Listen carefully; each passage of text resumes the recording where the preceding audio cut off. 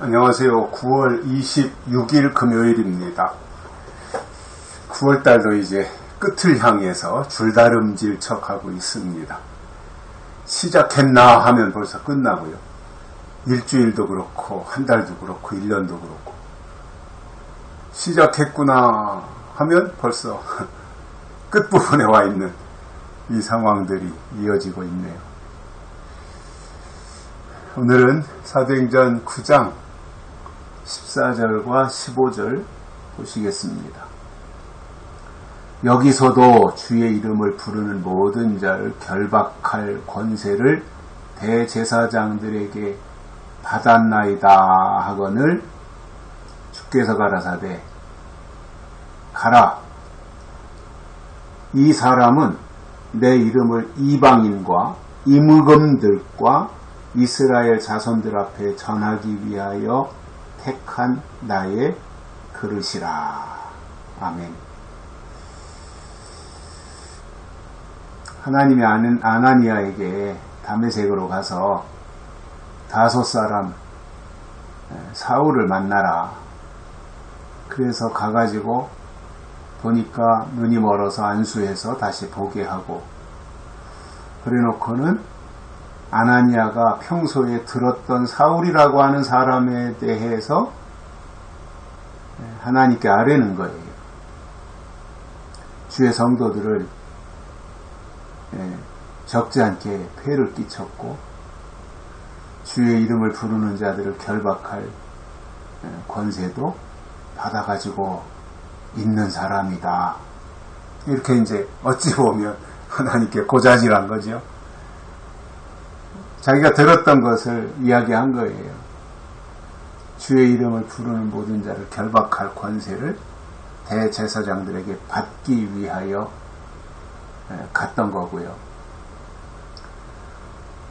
그 정도로 그 당시에 사울의 힘이, 영향력이 컸던 거지요.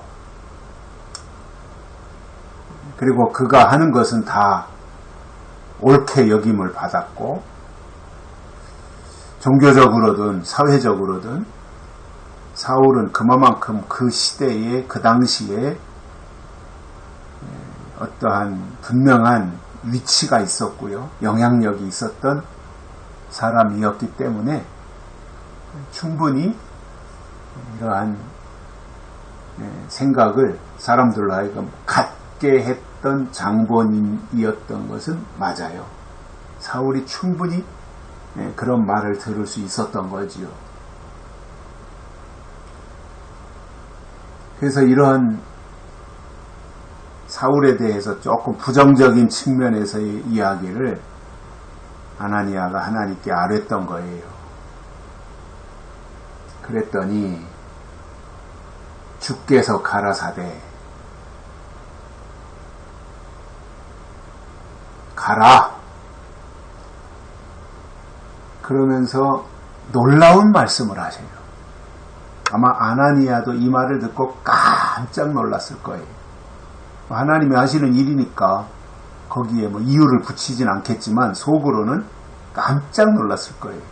왜냐하면 그동안 사울에 대해서 들었던 말이 있는데, 기본적으로 앞에서 말한 것처럼 이런저런 핍박을 행하고 뭐 이런 얘기를 이제 들었는 그 아나니아도 그렇게 사울에 대해서 인식하고 있는데 그 사울에 대해서 하나님이 말씀하신 내용이 너무나 컸기 때문에 아나니아도 깜짝 놀랐을 거예요.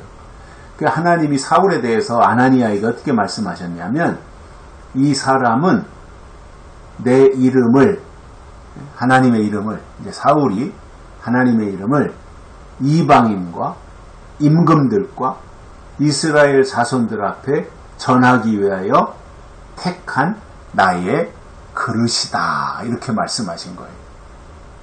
야, 하나님이 택하셨다는 거예요, 사울. 그러면 뭐 사실 거기 무슨 더 할 말이 필요해요. 하나님이 쓰시기 위해서 택하셨다는데 사울이 옳고 그르고 뭐 핍박자였고 뭐 박해를 했고 여러 가지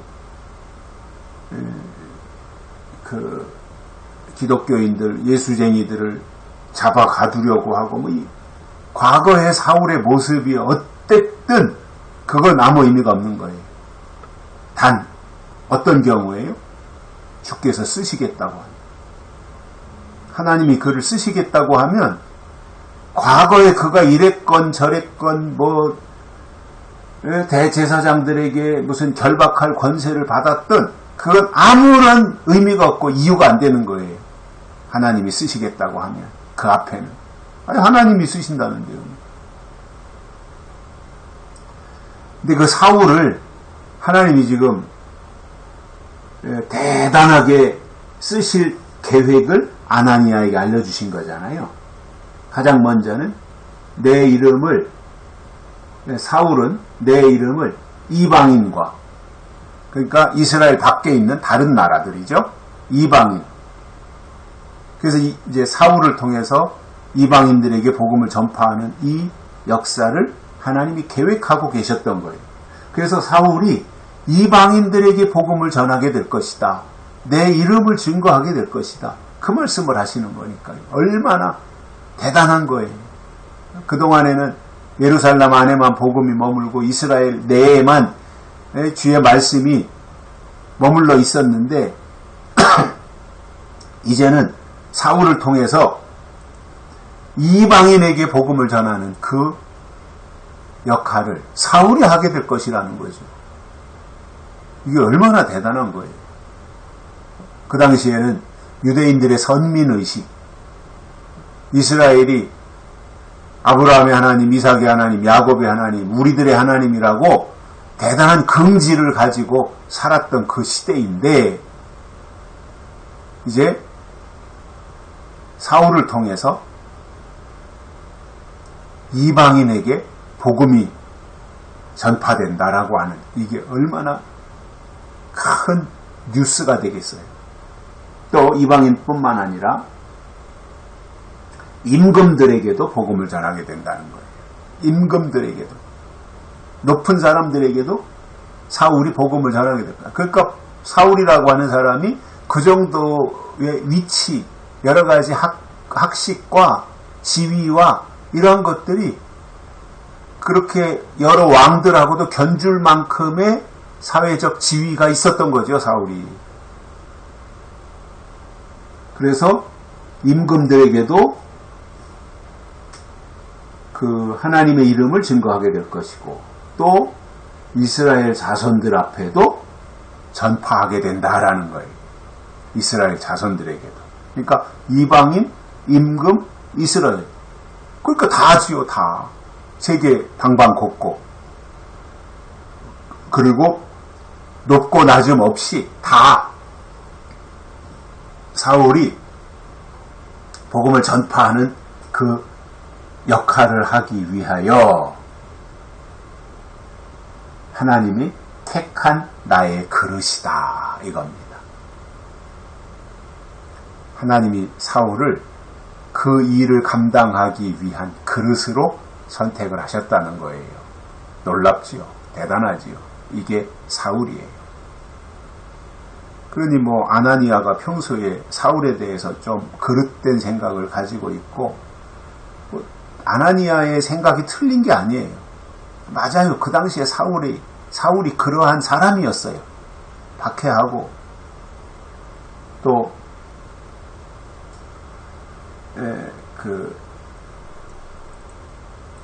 하나님을 믿는 사람들을 결박할 권세를 가지고 있었고 여러 가지 모습으로 볼 때 적절하지 않죠.